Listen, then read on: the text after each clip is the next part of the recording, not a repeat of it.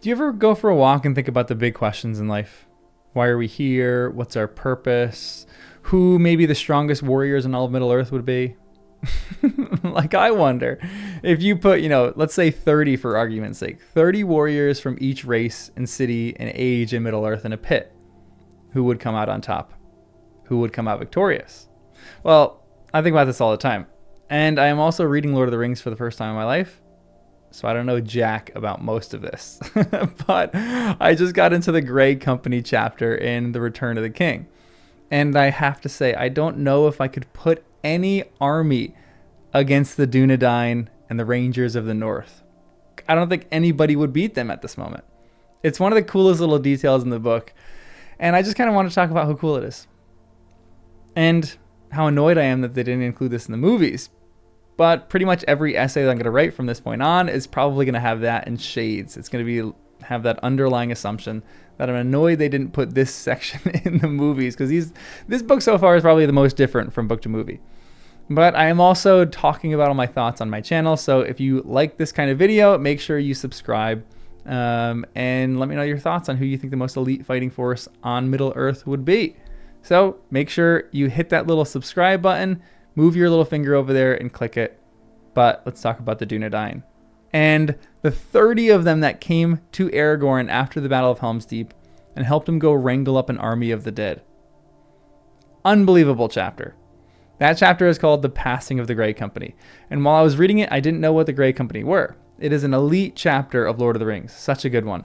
And this chapter goes from the perspective of Gandalf and Pippin in Minas Tirith in the previous chapter to Aragorn right after the Battle of Helm's Deep, right when Merry and Pippin essentially fled. Or not Merry and Pippin. Pippin and Gandalf fled to go to Minas Tirith. Now, unlike the movies, they don't go back to Edoras, and they don't hail the victorious dead like the movies have. Aragorn is actually in agony for a little while and trying to figure out what he must do, namely to go on the path of the dead. And as they're riding back from Isengard to Helm's Deep, scouts report that they are being followed. So, rather than try to outride them, they stop and wait for the force to catch up, preparing for battle. Merry, in a really cool moment in the book, is actually ready to die for Theoden. It's a really, really beautiful section. But this is how the book records their meeting. When they were some 50 paces off, Éomer cried in a loud voice, "Halt! Halt! Who rides in Rohan?" The pursuers brought their steeds to a sudden stand. A silence followed. And then, in the moonlight, a horseman could be seen dismounting and walking slowly forward. His hand showed white as he held it up, palm outward, in token of peace. But the king's men gripped their weapons. At 10 paces, the man stopped. He was tall, a dark standing shadow. Then his clear voice rang out. "Rohan? Rohan, did you say? That is a glad word. We seek that land in haste from long afar." "You have found it," said Éomer, "when you cross the fords. Yonder you enter it, but it is the realm of Theoden the king. None ride here save by his leave. Who are you, and what is your haste?" "Halbarad, Dunedain, Ranger of the North I am," cried the man. "We seek one Aragorn, son of Arathorn, and we heard that he was in Rohan." "I have 30 with me," said Halbarad. "That is all of our kindred that could be gathered in haste. But the brethren, Elladan and Elrohir, have ridden with us, desiring to go to war. We rode as swiftly as we might when your summons came." Now, I kind of lost my mind when I read this for the first time. Again, I do not know anything else in the Legendarium except for Lord of the Rings. And Lord of the Rings is essentially up to this chapter. So I'm sure when I keep reading and I'm reading through the Silmarillion and some of his other works, I'm going to find elite fighting forces all over the pages. I'm going to find warriors that are incredible throughout. I think Gimli with about 30 dwarves of Erebor would be pretty devastating and pretty good. I think Legolas and his elves from Mirkwood would be pretty good as well. Except, let's be honest, they did kind of let Gollum escape, which is not great on them. I think some of the elves of Lothlorien would be incredible as well. And even someone like Emerhil, who I don't know that much about, seems like a pretty serious warrior. I only met him in the last chapter, but he seemed to have a pretty incredible aura about him. But of all the fighting forces I have seen so far, just give me 30 rangers and 2 elves, and I'm good. The twin brothers of Arwen, and future brother-in-laws of Aragorn. That's all I need. I legitimately think this force could take anyone in Middle-earth, and maybe I'm totally wrong about that. But give me Aragorn as their leader and 30 of these Rangers, and I feel like I have the Navy SEALs.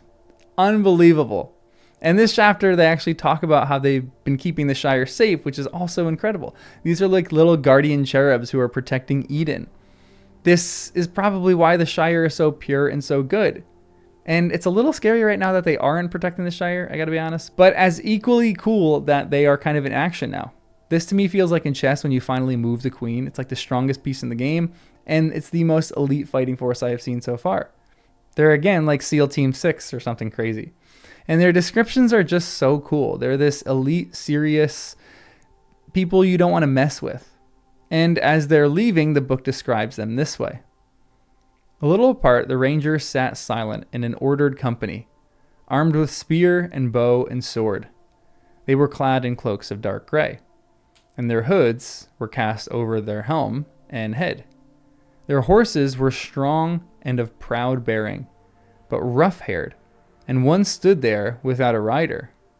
Aragorn's own horse that they had brought from the north, Rohirrim was his name. There was no gleam of stone or gold, nor any fair thing in all their gear and harness, nor did the riders bear any badge or token, save only that each cloak was pinned upon the left shoulder by a brooch of silver shaped like a rayed star.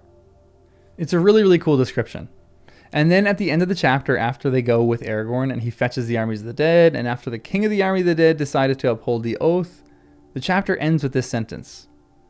But the next day, there came no dawn, and the Grey Company passed on into the darkness of the storm of Mordor, and were lost to mortal sight.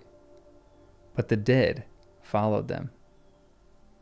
How cool of a chapter ending is that? I don't know about you, but I think I found my favorite army right now. And I am very curious if I will find any other fighting force in Middle-earth that I admire or respect more than the Rangers of the North, the Dunedain, the Grey Company. Mordor stands no chance. But make sure you let me know in the comments which army you actually think could take this one over. Put 30 of them on the board, and I'm taking my Rangers of the North. Even if it's kind of spoilery, just tell me what that, don't tell me what the army did, but tell me what the army is. Because I'd love to know more about some of the cool people in these books and eventually read their stories for myself. So make sure you subscribe to follow my journey, like the video, and as always, remember to look toward Numenor that was, and beyond to Elvenhome that is, and to that which is beyond Elvenhome, and evermore will be. I'll see you in the next one.